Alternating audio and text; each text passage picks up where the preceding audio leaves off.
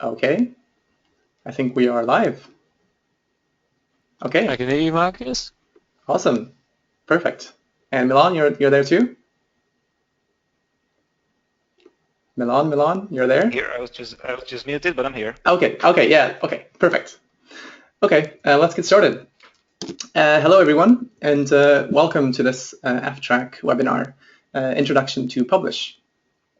In this webinar, we will talk about the concepts of publishing in the film and games production pipelines, as well as introduce you to a framework with which to implement such a pipeline.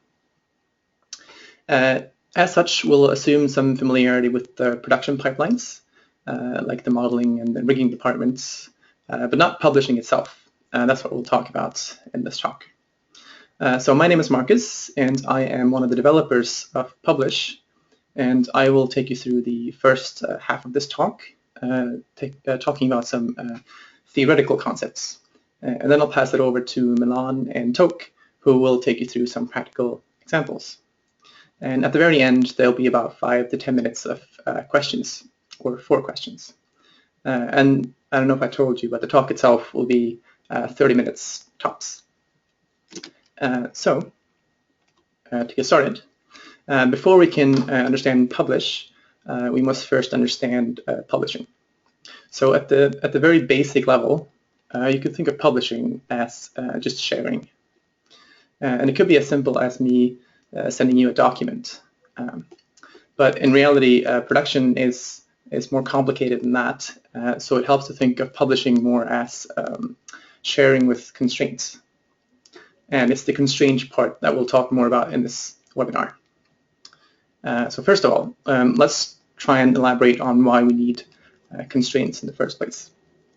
So if you think of the production pipeline as an assembly line, where the output of one is the input of the next, then under ideal conditions, information flows in one direction. It flows downwards or forwards. In this example, the rigger would be receiving a model, and then he would set it up for the animator. But in reality, information travels both ways.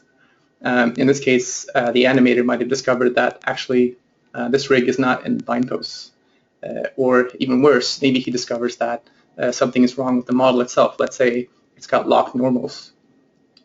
And that would result in the product going back to modeling for him to fix it, and then he would have to send it back to rigging and then up to the animation department again. And as you can imagine, this is a long and costly process, and one that would rather be avoided. So how can you actually avoid that?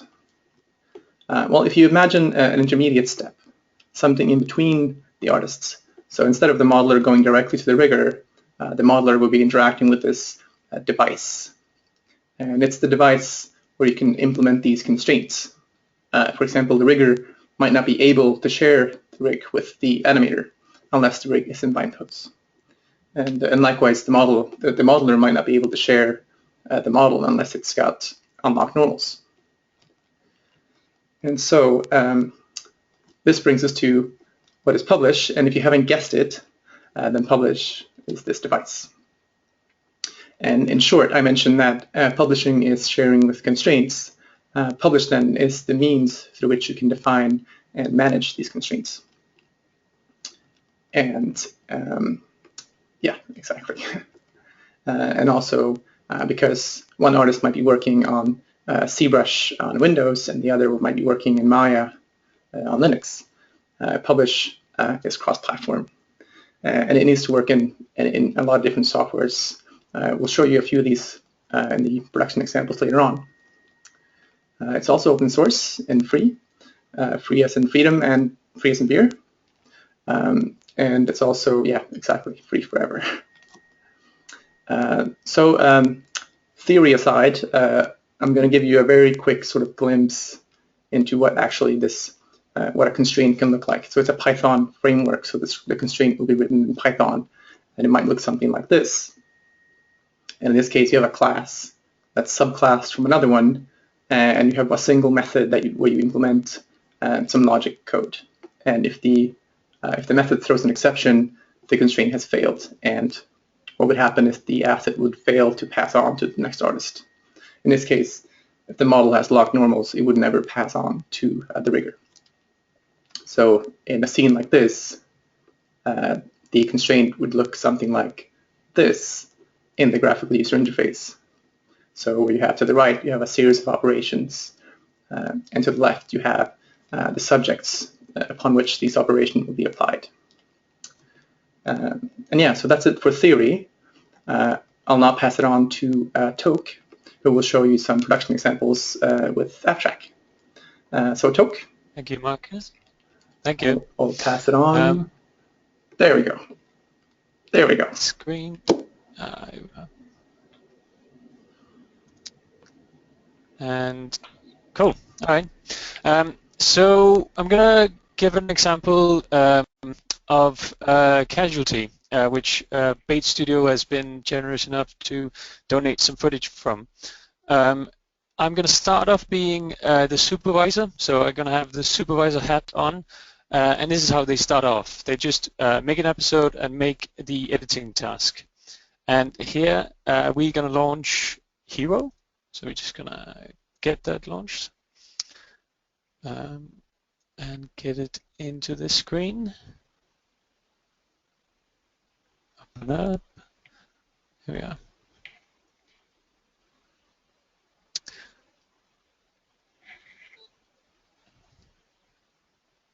There we are. Cool. So this is an episode 9, I think, from Casualty, and it's about this guy falling through a window.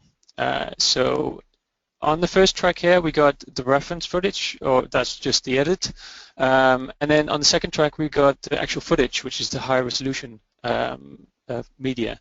And you can see he's going to fall through that, and the object is to add some cracks onto the window. So right now, the supervisor would tag either the item, so either this, or the entire track with some tags. Right now, the tags that's on here is ftrack, nuke, and combusting. So ftrack just means that the shot will be published into ftrack and made in ftrack. Nuke means that the actual nuke file will be made. And then combusting means combusting task will be made in ftrack. So we'll just publish this and see how far we'll get. So I'll drag this in here, and that's how we start off. As Marcus showed, it's customized obviously towards our pipeline, but the interface is the same everywhere you go. So let's try and publish this. And I've obviously I've published it before, so it'll go green all the way. But you can see right now it's processing through and making shots in ftrack and tasks in ftrack, and then creating that nuke script. And when we go back to ftrack here and hit refresh, we can see we got our shot and we got the task. So now I'm going to switch over to become the artist, and I'm going to fire up this combusting task in nuke. There we are. And we can close that down.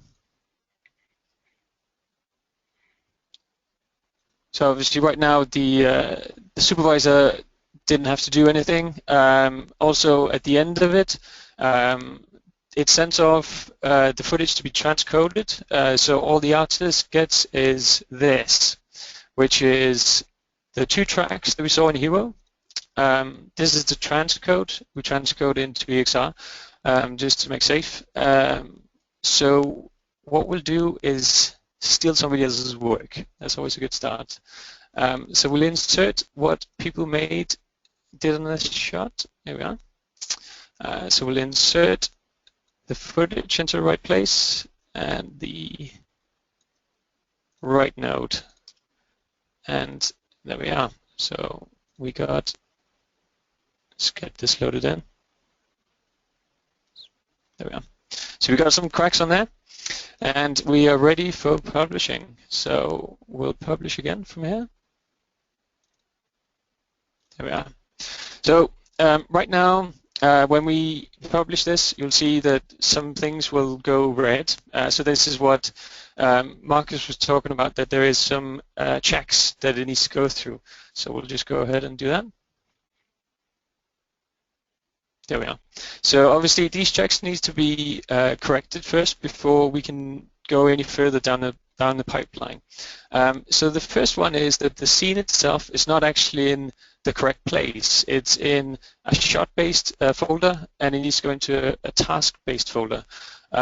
You could ask your artist to follow the guidelines that you obviously put in yourself, but another thing you could also do is create an action.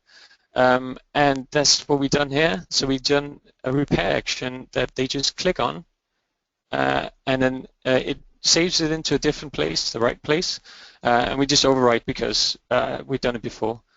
And then there's another thing here, which is a crop at the end of it. So we're going to repair this. You see the crop node came in there.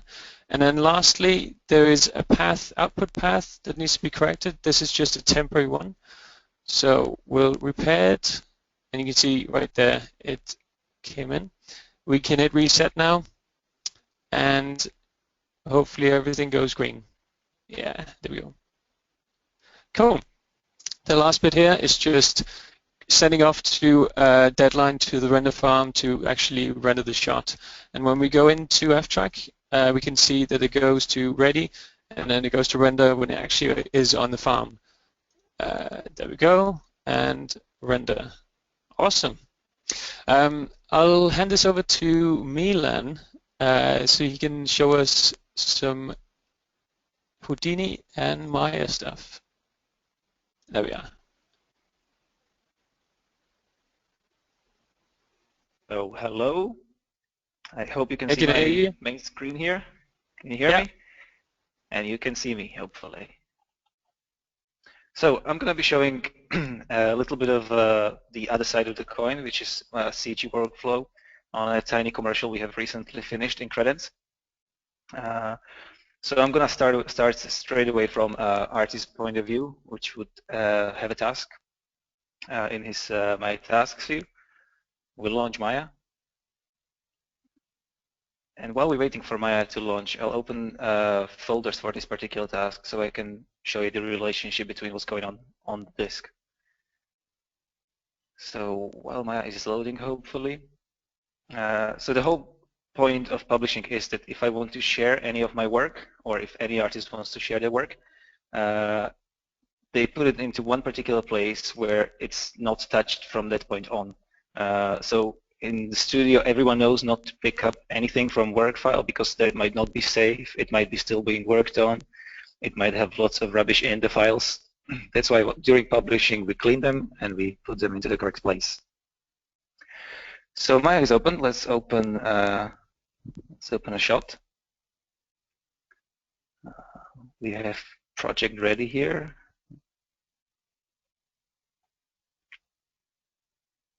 So the shot hopefully loads up. I do apologize for the slowness. We have quite a heavy load on the network currently. So there we go. Me being the best animator, I have animated this within seconds, as you can see. And it's freezing on me. There we go. So we have a nicely animated shot. We have a camera in there. Everything is ready to go. Animator decides to publish, and hopefully it actually pops up. There we go. As you can see, the interface looks exactly the same as it looked in Toke's examples. It doesn't matter what software you're in. The UI is completely independent of that. Now the question is, where does it actually get these items, as we can call them? What is going to be published? Well, in our case, this is completely customizable, of course. In our case, it simply looks for sets in Maya scene that have _ cache at the end, and what is going to be published as Alembic for the next step in the pipeline. So we have table here, we have box, we have bonbons. Another part is it finds the shot camera, which again goes by naming convention, so it pops up in the UI, and it gives me option to send a review from it. and it's also going to publish the scene itself so we can pick it up later on to be worked on. Now when we run this, if we're lucky and everything is correct, it is. So currently it extracts scene, it extracts the alembics and make last, which go for now to temporary location on the drive. And as we can see, I made a mistake somewhere. Well, as it happens, nothing ever goes smooth, and I have something in the code that was introduced today. I can show you in the hard drives. As you can see in the publish folder, we have now alembic for table, alembic for bonbons, alembic for box, versions 4. We have the file, and if I didn't screw up this piece of code before, we would actually have the QuickTime movie in there as well. That gets pushed to ftrack, so you can see animation went to pending review. Version is created in there once we refresh this. So there's our version, there's animation version 4, and there's a cache version 4, and in its components are all the caches that we have chosen before. Animation itself has that's the crashed review that we saw, and there's the scene file. So if I'm my own supervisor at this point, I will approve it, and it goes away, and the lighter can pick up the shelf from that point. So we're lighting most of our stuff in Houdini. We would launch it in exactly the same way. I have pre-launched it in here, so we don't have to wait for it. Now, those caches that I've published are being loaded in here. We have Mantra Node, which again, one of the plugins tells Pyblish to pick up as an instance to be published. So if I press publish in here, as you can see, we have deadline render, which is going to be Mantra, and whatever you call this, they would come in as the name of the instance. And we have a couple of validators again. So if I publish from here,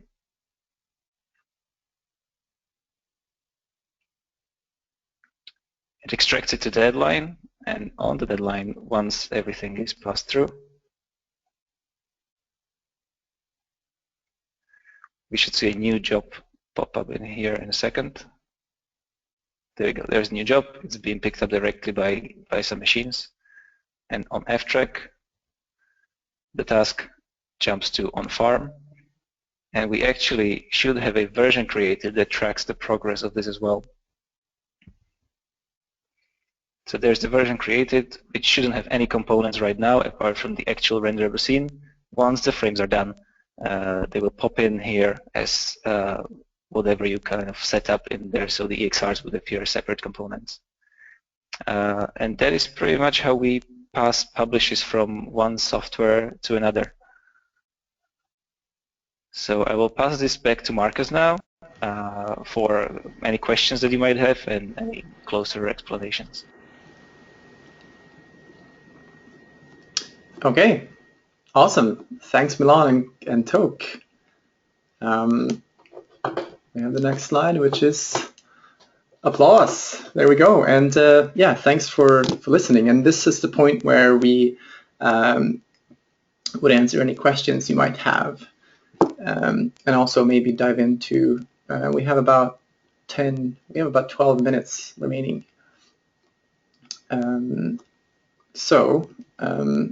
I guess if you guys could also mute yourself, and maybe we could have a chat about what to cover. Should we start with saying? Sorry, it's me. Should we start with saying what applications we got so far for Publish? Yeah, that might be a good idea.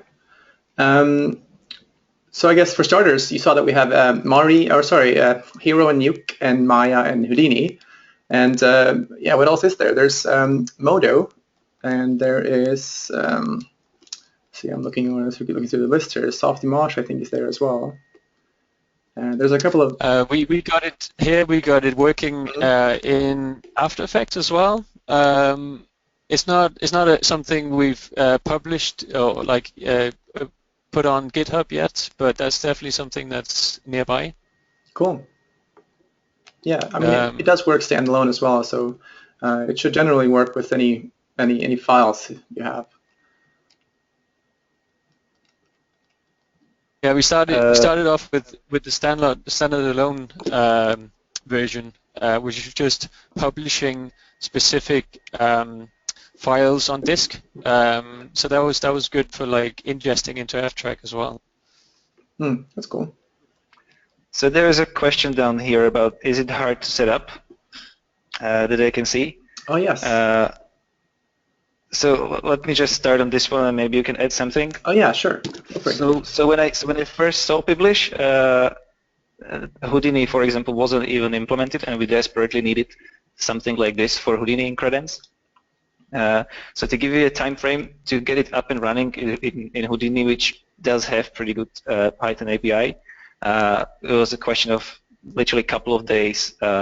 If someone actually sit down and try to get it working, if the app has good or at least usable Python API, it's a question of a day or two to get Pyblish actually up and running in the app. On top of that, it is of course question of writing the plugins themselves, and that for us coming to it as completely newbies when it was, which was about a year ago. Maybe within 2 or 3 days, I was able to make our own plugins. The advantage is that lots of plugins for currently existing applications are very interchangeable between studios. So you can find like repository on them on GitHub. Every studio that is using it right now is having them open sourced. So there's lots of them. It's not very hard to set up. If you have in-house programmer or like someone in-house who can deal with this at least on a part-time basis, you'll be up and running in no time. Yeah, but I think what Michael was asking about was the application that doesn't have Python. And I think, Toke, you have the After Effects implementation obviously is not Python, and you have like TV Paint too, I think. Yeah, it's TV Paint has got some scripting in there, and obviously After Effects has got scripting in there. So, but it's not Python. As soon as it's not Python, no, and that's why we're utilizing the standalone kind of application of Pyblish. But it's not. It's difficult to set up with when there's no Python API, but it's not impossible. And when you got like us on the forums as well, we've been through this like a couple of times, so we can definitely help out on any application. Yeah, I think the general workflow you have was like you were exporting a file from the application, regardless of what scripting language that had, and then triggering some script to pick up that file basically and do validations on it.